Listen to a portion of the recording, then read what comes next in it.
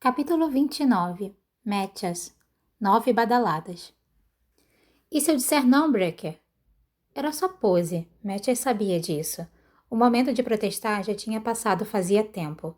Eles já estavam descendo a leve inclinação do telhado da embaixada em direção ao setor Druskell.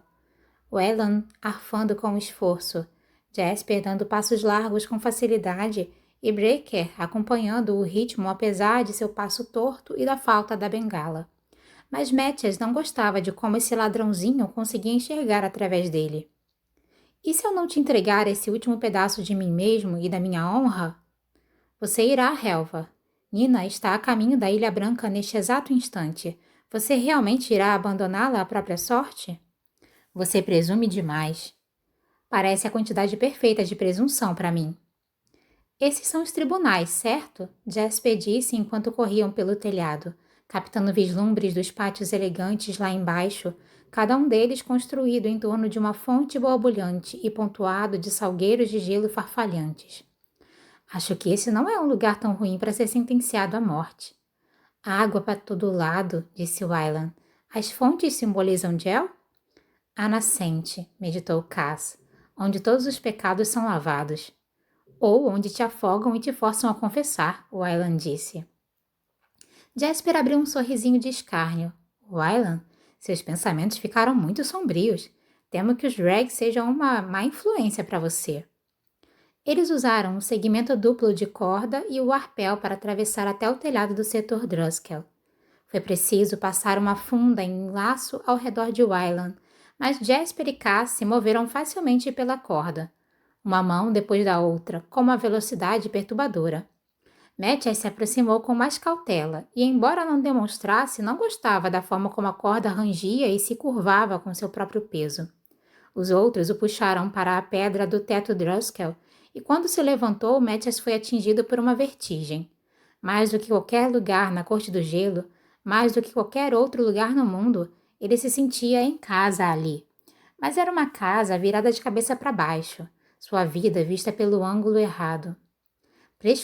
Prescrutando a escuridão, ele enxergou as clarabóias gigantes em formato de pirâmide que marcavam o teto.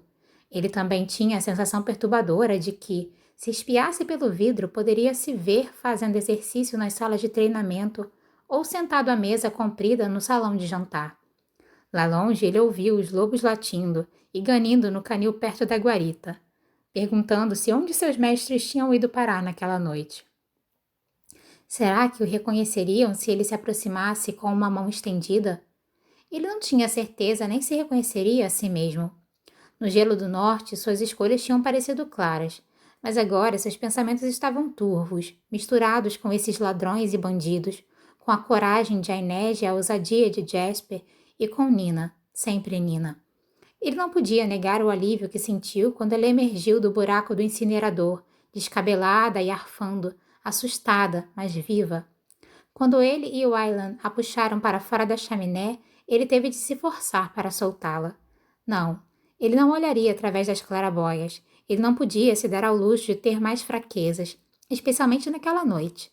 Era hora de seguir adiante. Eles chegaram à beirada do telhado, com vistas para um fosso de gelo lá embaixo. Dali ele parecia sólido, sua superfície polida refletindo como um espelho e iluminada pelas torres de guarda na Ilha Branca. Mas as águas do fosso estavam em fluxo constante, ocultas apenas por uma fina camada de gelo. Cass fixou outro rolo de corda na ponta do telhado e preparou-se para descer até a costa em rapel. Vocês sabem o que fazer, ele disse a Jasper e Wylan. 11 badaladas, antes nem pensar. E quando eu cheguei cedo demais a algum lugar? Jasper perguntou. Cass se preparou para a descida e desapareceu pela lateral. Mathias o seguiu, mãos segurando com força a corda, pés descalços pressionados contra a parede. Quando olhou para cima, viu Wylan e Jasper observando-o do alto. Ao espiar novamente, eles já haviam desaparecido. Nas bordas do fosso de gelo havia apenas uma crosta esguia e escorregadia de pedra branca. Cass subiu ali, pressionado contra a parede e franzindo a testa enquanto observava o fosso. Como cruzamos? Eu não vejo nada. É porque você não é digno. Eu também não sou cego. Não tem nada ali. Mathias começou a se esgueirar pela parede, passando a mão na pedra, na altura da cintura. No Rincala, o Driscoll encerra nossa iniciação. Ele disse, vamos de aspirantes a Driscoll, novato na cerimônia do freixo sagrado. É quando a árvore fala com você. Mathias resistiu à tentação de jogá-lo na água. É onde esperamos ouvir a voz de Gel, mas esse é o passo final. Precisamos cruzar o fosso de gelo sem sermos notados. Se formos julgados merecedores, Gel nos mostra o caminho. Na verdade, Driscoll anciães passavam o segredo da travessia para aspirantes que eles queriam que entrassem na ordem. Era uma forma de eliminar os mais fracos ou aqueles que não tinham se integrado com sucesso no grupo. Se tivesse feito amigos, provado seu valor, então um dos irmãos puxaria você para o canto e contaria que, na noite da iniciação, você deveria ir para a margem do fosso de gelo e deveria tatear a parede ao longo do setor Driscoll. No centro dele, você encontraria a gravura de um lobo que marcava a localização de outra ponte de vidro, não grandiosa e em arco como a que atravessava o fosso a partir da asa da embaixada, mas achatada, nivelada e com apenas 1 metro de largura. Ela ficava logo abaixo da camada congelada da superfície, invisível a quem não soubesse onde procurar. O próprio comandante Brum tinha contado a Mathias como encontrar a ponte secreta, bem como o truque para cruzá-la sem ser percebido. Mathias precisou percorrer a parede 2 vezes até seus dedos encontrarem as linhas entalhadas do lobo. Sua mão parou ali, sentindo as tradições que o conectavam à Ordem Driscoll, tão antiga quanto a própria Corte do Gelo. Aqui, ele disse. Cass veio trôpego e apertou os olhos para olhar o fosso. Ele se inclinou para a frente e Mathias puxou-o para trás. Ele apontou para as torres de guarda no topo da parede, que cercava a Ilha Branca. Você estará visível, ele disse. Use isso.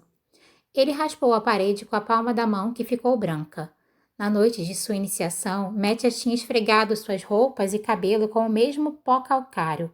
Camuflado da vista dos guardas em suas torres, ele tinha cruzado o caminho estreito até a ilha para encontrar seus irmãos. Agora ele e Cass faziam o mesmo. Antes, Mathias notou que Cass guardou suas luvas com cuidado. Enes devia tê-los devolvido. Mathias deu o primeiro passo sobre a ponte secreta, e então ouviu Cass sibilar quando as águas geladas do fosso envolveram seus pés. Muito frio aí, Breaker? Ah, se tivéssemos tempo para um mergulho. Vamos logo. Apesar das suas provocações a Cass, quando estavam na metade do caminho até a ilha, os pés de Mathias já estavam completamente amortecidos, e ele estava profundamente ciente das torres de guarda lá no alto, acima do fosso. Um Driscoll teria passado por esse caminho mais cedo aquela noite. Nunca ouvira falar de nenhum aspirante que tivesse sido notado ou alvejado na ponte, mas tudo era possível.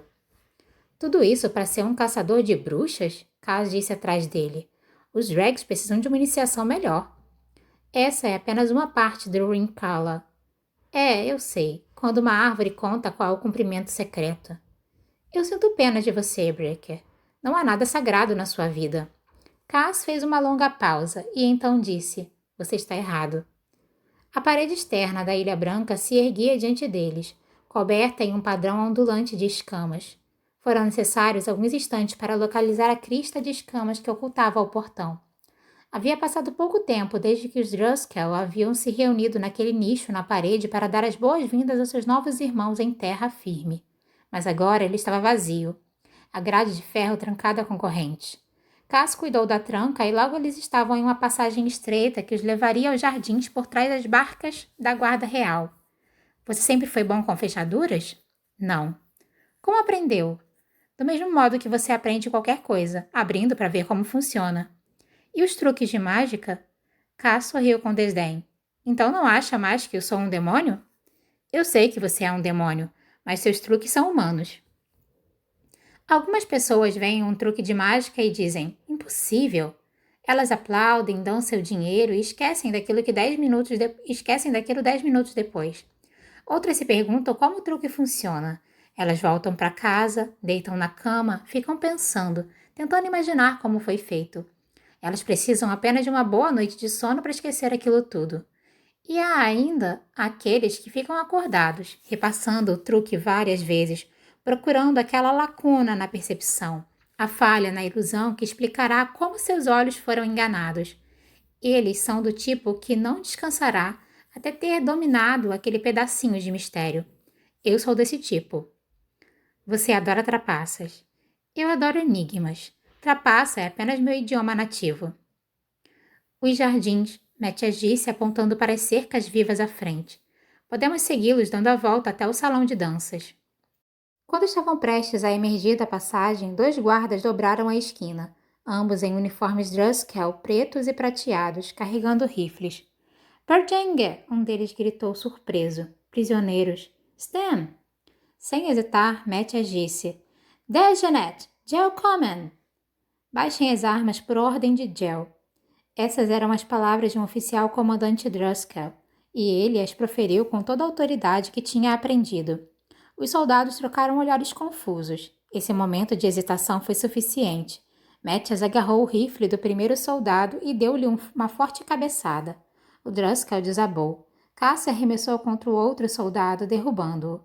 O Druskel ainda segurava seu rifle, mas Cass deslizou para as costas dele, encaixando o antebraço no pescoço do soldado e pressionando-o até ele fechar os olhos, a cabeça pendendo para frente assim que perdeu a consciência. Cass rolou o corpo para o lado e se levantou. A realidade da situação sacudiu Mathias de repente. Cass não tinha pegado o rifle. Mathias tinha uma arma nas mãos e Cass Breaker estava indefeso. Eles estavam de pé sobre os corpos de 2 Druskel inconscientes, homens que deveriam ser irmãos de Mathias. Eu posso atirar nele, ele pensou. Condenar Nina e o restante deles com um único ato. Novamente, Mathias teve a estranha sensação de ver sua vida de cabeça para baixo. Ele estava vestindo um uniforme da prisão. Era um intruso onde um dia foi seu lar. Quem sou eu agora? Ele olhou para Cass Breaker, um garoto cuja única causa era ele mesmo.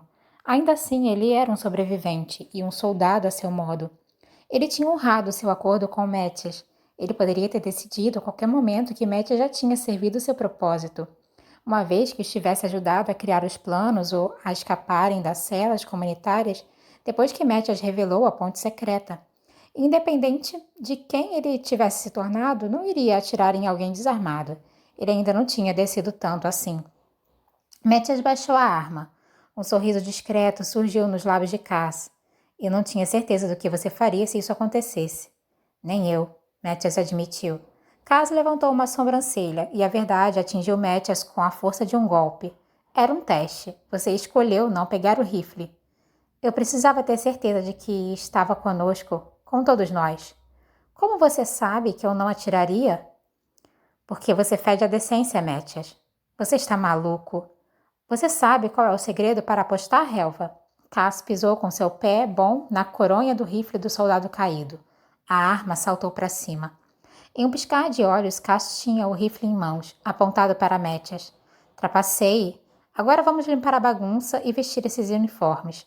Temos uma festa para ir. Um dia seu estoque de truque se esgotará, Demjin. Torça para que não seja hoje.